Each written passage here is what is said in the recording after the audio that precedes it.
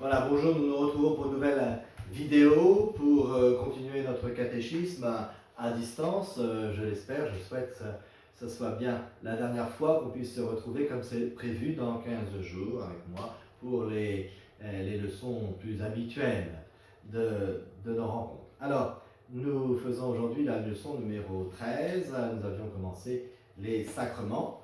On avait parlé la première fois des sacrements en général, qui sont comme la présence de Jésus qui nous est offerte dans notre propre vie, la vraie, réelle présence de Jésus, pas simplement de lui parler de loin dans la prière, ou de penser à lui, ou de savoir des choses sur lui, mais vraiment d'être dans une rencontre avec lui, une rencontre personnelle. Et on avait parlé du baptême et de la confirmation, et la dernière fois on avait abordé la question de la confession, qui effectivement est cette rencontre habituelle qui m'est proposée, et justement, bien, certains d'entre vous ont pu se confesser déjà ces jours-ci ou le feront les jours qui viennent. N'oubliez pas, c'est important, les horaires et les lieux qui vous sont proposés pour cette confession, cette rencontre avec le Christ Jésus. Et alors, il y a pour aujourd'hui donc la leçon sur l'Eucharistie. L'Eucharistie, c'est un mot grec. Eucharistie, ça vient d'un mot grec qui veut dire l'action de grâce. Rendre grâce, remercier. Vous savez, dans l'Ancien Testament, qu'on a vu l'année dernière, on voit plein de sacrifices. Les hommes faisaient, les Hébreux faisaient des sacrifices. En fait, ce sacrifice était à chaque fois pour que Dieu nous écoute, pour se mettre dans le lien, un bon lien avec le Seigneur, et donc le remercier pour tout ce qu'il faisait pour nous. Eh bien, ce sacrifice, eh bien, nous-mêmes, nous n'avons pas à en rajouter, comme le font encore certaines religions.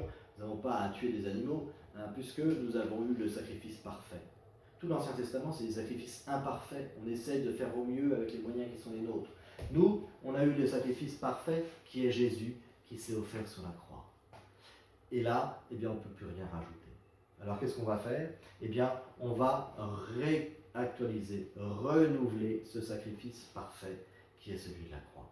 Et ça s'appelle l'Eucharistie, ça s'appelle la messe, tout simplement. La messe, l'Eucharistie, c'est la même chose. C'est cette rencontre avec le Christ qui me permet de retrouver un lien malgré mon péché, malgré mon indignité. Le Seigneur veut garder ce lien avec nous parce que c'est un père, et un père, eh bien, même si son fils a fait des bêtises, il ne l'oublie pas et il veut réparer, et il veut l'aider à faire mieux et à progresser. Et pour cela, eh bien, il va lui tendre la main, et mieux que ça encore, puisque dans l'Eucharistie, Jésus n'est pas simplement celui qui nous tire ou qui nous pousse, il est celui qui nous nourrit.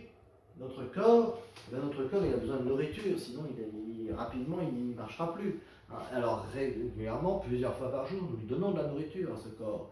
Eh bien, le Seigneur sait que notre corps c'est une chose passagère, sous cette forme, mais que notre âme éternelle est à nourrir aussi pour faire le bien, pour porter le bien dans notre être, dans notre vie. Alors pour cela, eh bien, il nous donne une nourriture, et mieux que ça encore, il se donne lui-même en nourriture. C'est ça la chose extraordinaire qu'on n'aurait pas pu inventer, imaginer tout seul. Dieu se donne en nourriture, c'est le mystère de la messe, c'est l'Eucharistie.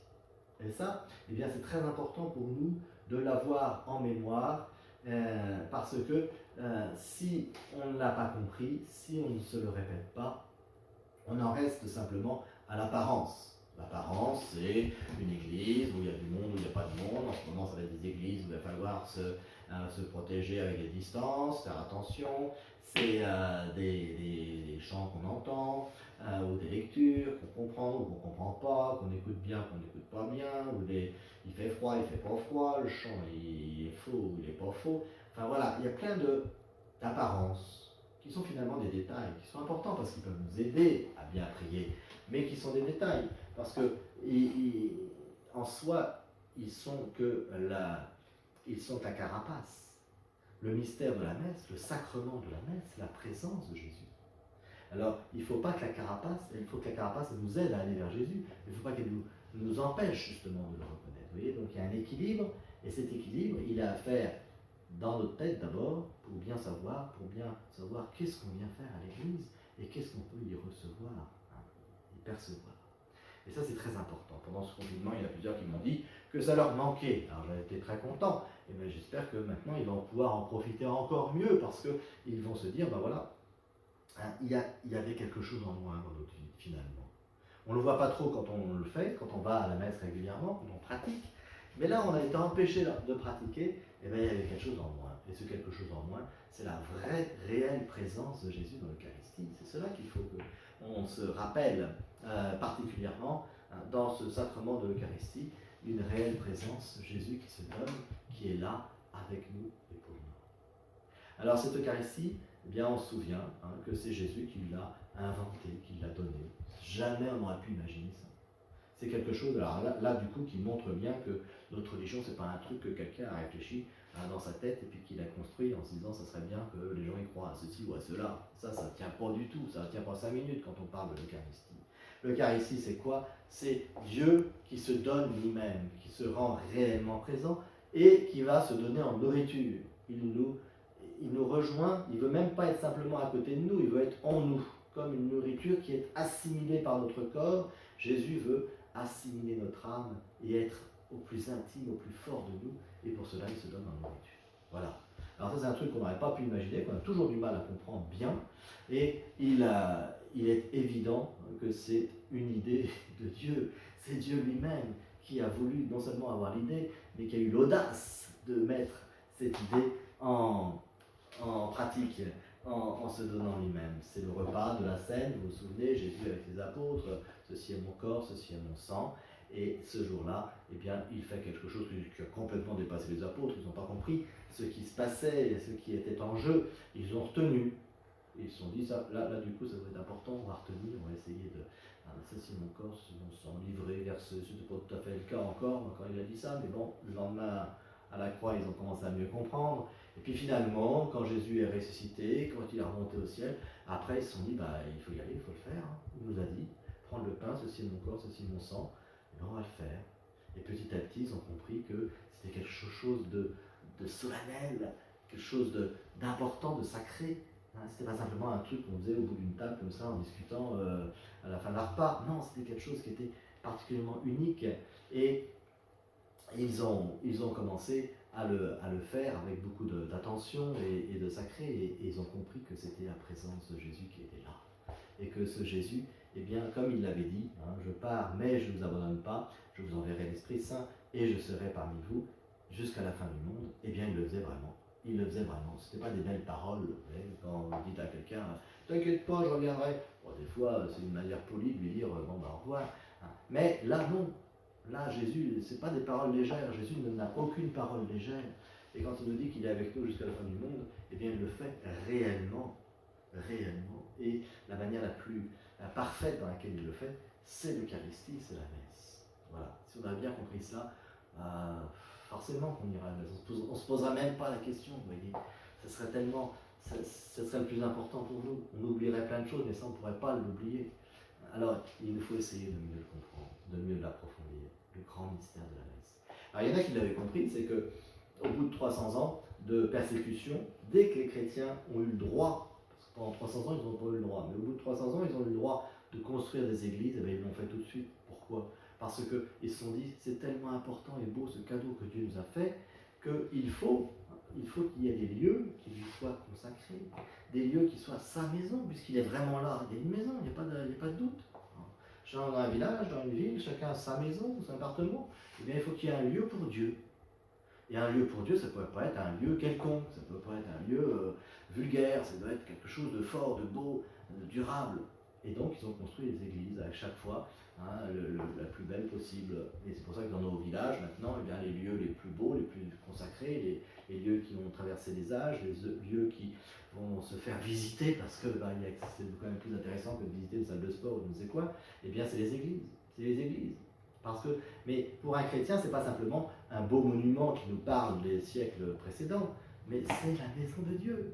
Et s'il est beau ce monument, c'est parce que Dieu y est présent et que notre foi doit essayer de s'inscrire dans la logique de la foi de ceux qui ont construit, qui avaient compris et qui ont construit avec toute leur vie et toute leur âme ce Dieu. Voilà. Rien que voir nos églises, ça nous aider à comprendre et à aimer l'Eucharistie, la messe. Parce que c'est quelque chose d'exceptionnel, d'exceptionnel. Alors, il faut remercier les générations d'avant et il faut essayer, grâce à eux, de bien comprendre l'Eucharistie. Alors, ceci est mon corps, ceci est mon sang, c'est une parole très forte. Jésus avait préparé ses apôtres. Comme il savait que ça, c'est quelque chose tellement difficiles à comprendre et à accepter et à accueillir, tellement mystérieux, il les avait préparés. Déjà, Dieu avait préparé dans l'Ancien Testament la fameuse manne, la nourriture qui était donnée dans le désert pendant les 40 ans. Alors, vous savez, les 40 ans qui symbolisent la vie entre le baptême et puis la terre promise, le ciel. Et bien ces 40 ans étaient accompagnés par une nourriture que Dieu donnait tous les jours, tous les matins. Il trouvait la manne, comme une espèce de pain qu'il faisait cuire sur les rochers. Alors, on a une image de cette nourriture spirituelle que Dieu voulait donner. Et puis quand Jésus a multiplié les pains, eh bien, il a nourri les corps. Mais après, il a voulu nourrir leur intelligence, leur esprit. Il leur a dit, cette nourriture que vous avez reçue, eh bien, ce n'est qu'une nourriture pour un temps. Moi, je veux vous donner la nourriture de vie éternelle. Et cette nourriture, c'est mon corps, ma chair qu'il faudra manger. Les mecs ont dit, mais là, il déraille complètement. Manger sa chair, on n'est pas des cannibales. Alors, ils ont dit, non, là, il faut qu'il nous explique plus symboliquement, ou alors on ne restera pas. Jésus leur a dit, non, c'est pas un symbole, c'est une réalité. C'est une réalité. Si vous ne voulez pas l'entendre, partez. Je ne vous retiens pas. Mais je ne vais pas changer les mots parce que c'est quelque chose d'essentiel. Et il leur a fait comprendre cela. Et alors, bien sûr, il a fallu du temps. On ne peut pas tout comprendre d'un tout. C'est vrai que c'était compliqué, manger ma chair, boire mon sang. Mais il a fallu du temps, mais la réalité, elle est là. Alors Jésus ne l'a pas édulcoré, il ne l'a pas affaibli, cette réalité, parce qu'il fallait vraiment la comprendre et la comprendre jusqu'au bout. Voilà, donc nous avons dans l'Eucharistie la réelle et forte présence de Jésus qui se donne en nourriture, et nous devons toujours être extrêmement reconnaissants et admiratifs de cela. C'est le point le plus essentiel de notre vie, la présence de Dieu. C'est pas simplement de parler de Dieu, à parler de Dieu, faire des livres sur Dieu. Il y a des gens qui ils passent du temps. On devrait passer autant de temps à la messe, justement, passer plus de temps à la messe, je veux dire, parce que c'est vraiment le lieu vraiment où il se donne, où il est là avec et pour nous. Il nous faut, pour bien retenir cela, avoir le déroulement de cette messe, bien la comprendre, la suivre. Mais tout ce qu'on va essayer de suivre, de comprendre, de retenir dans une messe, il faut toujours que ça tourne autour de cette présence. Parce que s'il n'y a pas ça, vous voyez, tout ce qu'on va écouter, retenir, ben, ça sera sympathique, ça sera comme du café où on va entendre des choses, c'est bien. Mais si ce n'est pas ordonné et tourné vers la présence de Jésus, eh bien, finalement, ça n'aboutit pas. C'est intéressant, c'est utile, on se passionne, mais ça n'aboutit plus. Il n'y a rien qui en sort. Un peu comme les disciples d'Emmaüs. Si vous vous souvenez, les disciples d'Emmaüs, ils pensaient que Jésus était mort et puis que c'était fini. Ils sont rentrés chez eux le soir de Pâques, ils ont rencontré Jésus sans le reconnaître, sans savoir que c'était lui. Ils l'ont écouté, ils ont été passionnés. Ça les intéressait, tout ce qu'ils disaient c'était extraordinaire. Mais finalement, après ça, ils étaient prêts à rester chez eux. Sauf que Jésus, après, a fait le geste de l'Eucharistie en rompant le pain. Et là, ils se sont dit non, là il y a autre chose, il y a sa présence. Voilà, tout ce qu'ils avaient, c'était passionné, c'était bien, mais il fallait la présence de Jésus, sinon il aurait manqué quelque chose d'essentiel. Voilà. Alors nos vies peuvent être passionnantes, on peut faire plein de choses extraordinaires dans une vie, mais s'il n'y a pas cette présence de Jésus, eh bien ça n'aboutira pas. Et un jour on se retrouvera avec des histoires d'anciens combattants, et puis ce sera fini. L'Eucharistie, c'est le lieu dans notre vie, votre vie de jeune aujourd'hui, mais dans votre vie d'adulte, ça sera possible pareillement, exactement pareil. C'est le lieu dans notre vie qui empêche de s'enfermer simplement sur des souvenirs ou sur quelque chose qui était sympathique, qui était bien, et puis c'est fini. Non, c'est jamais fini. Grâce à l'Eucharistie, notre vie, elle reste ouverte, et elle reste ouverte vers le ciel qui est notre destinée, qui est le but de notre vie. Voilà. Et c'est pour ça que la messe, elle est régulière. Alors pourquoi la messe le dimanche? Eh bien, c'est Jésus qui l'a voulu. C'est Jésus qui l'a voulu, rappelez-vous, le jour de Pâques, il vient voir ses apôtres ressuscités, le monde s'est plaît, voilà, il est ressuscité. Et pendant 8 jours, il ne revient plus, pendant toute la semaine. En fait, on le sait parce que c'est Thomas qui l'avait prévu, qui pendant tous ces jours de semaine, attend et ne croit pas en la résurrection. Et 8 jours plus tard, le dimanche suivant, Jésus revient. Il y a ce rendez-vous, vous voyez, tous les 8 jours, c'est-à-dire tous les dimanches, le jour du Seigneur, le jour de la lumière, c'est le jour où le Seigneur vient pour nous. Alors, faisons cette offrande de notre présence au Seigneur. C'est rien du tout, 1 heure par semaine par rapport à tout ce qu'on reçoit de lui, c'est rien du tout. Alors c'est normal de lui redonner quelque part cette heure qu'il nous a donnée avec toutes les autres pour notre vie. Et cette heure, eh bien, elle n'est pas simplement pour redonner à Dieu, mais elle sera aussi ce qui nous permettra de garder ouvert notre vie vers l'espérance, vers quelque chose qui se construit toujours et qui n'est jamais arrêté. La messe, c'est un culte qu'on rend à Dieu pour l'honorer, que Dieu soit honoré parce qu'il est Dieu, tout simplement. Et ça c'est important, vous voyez, pendant ce confinement, vous n'avez pas pu venir à la messe, mais le prêtre, lui, a continué de dire des messes. Parce que Dieu devait être honoré, même si on ne pouvait pas, nous, en profiter d'une manière physique, mais il fallait que Dieu continue d'être honoré. Et donc le prêtre, c'est sa fonction, il est prêtre pour ça, eh bien il continue. Et c'est beau parce que c'est pas simplement matériel ou le fait de se retrouver, la psychologie, d'être heureux d'être ensemble, mais c'est quelque chose qui est offert à Dieu, qui est gratuit, qui n'est pas intéressé de notre part. On offre à Dieu. Voilà, et puis alors, il y a encore une chose importante à redire sur l'Eucharistie, c'est que lorsque on va à la messe, eh bien, on va recevoir bien sûr la présence de Jésus et on va la recevoir en lien avec ce que l'on fait. Vous voyez, ce corps du Christ, il n'est pas simplement Dieu qui descend du ciel. Il est du pain qui devient le corps du Christ. Et le pain, c'est quoi? Eh bien, le pain, c'est quelque chose qu'il a fallu. Il a fallu semer du blé, il a fallu récolter le blé, il a fallu écraser le blé, il a fallu pétrir la farine, il a fallu cuire le pain, il a fallu, voilà. Il y a tout le travail des hommes qui est là et qui va aboutir à quelque chose qui va permettre à Dieu de venir en nous. Alors, sous ce travail des hommes, c'est nous, c'est notre travail. Alors, c'est pas que, on ne fait pas que du pain dans notre vie, on ne fait pas même beaucoup de pain, c'est souvent, on va chercher la boulangerie, c'est plus simple. Mais on fait des choses, vous faites des choses dans la semaine. Et tout le travail, tous les efforts que vous faites, eh bien, ils comptent pour Dieu. Et ce qu'on va faire, c'est qu'on va les apporter à la messe. On va les offrir par la messe. Notre vie, faite de tous nos efforts, de tout ce qu'on essaie de faire de bien, on vient l'offrir au Seigneur. Et parce qu'on lui met dans ses mains, eh bien, ça va avoir une nouvelle portée, une nouvelle destination, ça va être une nouvelle utilité. C'est ça qui est important dans le mystère de la messe. Si c'était simplement, je fais les efforts, des fois ça marche, des fois ça marche pas, et puis voilà, après on recommence à zéro, on tourne en rond. Et il y a plein de vies qui tournent en rond. La messe, elle nous empêche de tourner en rond, parce que nos efforts, tout ce qu'on essaie de faire, eh bien on l'apporte dans les mains de Dieu. Et lui, il va nous donner en retour, bien plus que ce qu'on pourrait imaginer. Pensez à ce petit garçon d'évangile qui offre à Jésus son casse-croûte alors qu'il y a plus de 5000 personnes qui n'ont rien à manger.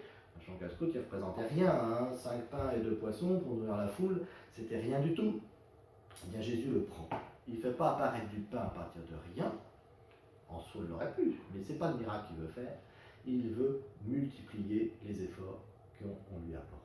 Et c'est ce que le Seigneur fait dans la messe. Et c'est pour ça que c'est important la messe. Parce que vous voyez, notre vie, elle est faite de ce qu'on a à faire, de nos efforts, de tout ça. Et si on le garde pour nous, on tourne en rond. Et on s'enlise.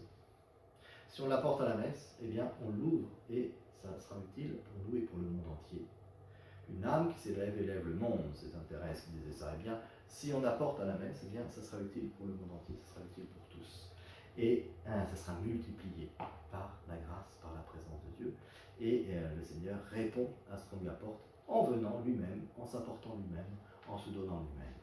Voilà pourquoi la messe est si importante, et ça, jamais il ne faudra l'oublier. Il faudra toujours le garder dans notre cœur, dans notre esprit. Il faut s'encourager, il faut prendre les moyens de le garder dans notre cœur et notre esprit, parce que facilement, la routine fait qu'on peut l'oublier. Alors il faut que ça soit vraiment une priorité. Pour un chrétien, c'est une priorité parce que c'est la présence de Christ, c'est la présence de Jésus. Il n'y a pas d'être chrétien sans Jésus. Voilà, sans Jésus, on ne peut pas être chrétien. Et bien là, on a la présence de Jésus qu'on ne peut pas avoir nulle part ailleurs. Alors vous entendez des gens qui vous disent des fois, ah mais moi, je n'ai pas besoin d'aller à la messe, je prie le Seigneur chez moi. Heureusement, et tout le monde prie le Seigneur chez soi. Il faut prier le Seigneur chez soi, mais ce n'est pas ça ou la messe. C'est la prière qu'on fait chez soi qui nous ouvre à Jésus pour avoir envie de le découvrir et de l'approcher encore plus dans le mystère de la messe. Si la prière qu'on fait chez soi ne nous fait pas comprendre que Jésus il est encore plus présent dans l'Eucharistie, dans la nourriture de l'Eucharistie, c'est une prière qui en fait notre propre imagination qui tourne en rond, mais ce n'est pas une vraie prière. Une vraie prière, elle nous ouvre à la présence de Jésus. Ce n'est pas l'un contre l'autre. Celui qui dit ça, il n'a rien compris. Alors là, sa prière, elle est une espèce de psychologie, d'entraînement. C'est pas ça. C'est pas ça être chrétien.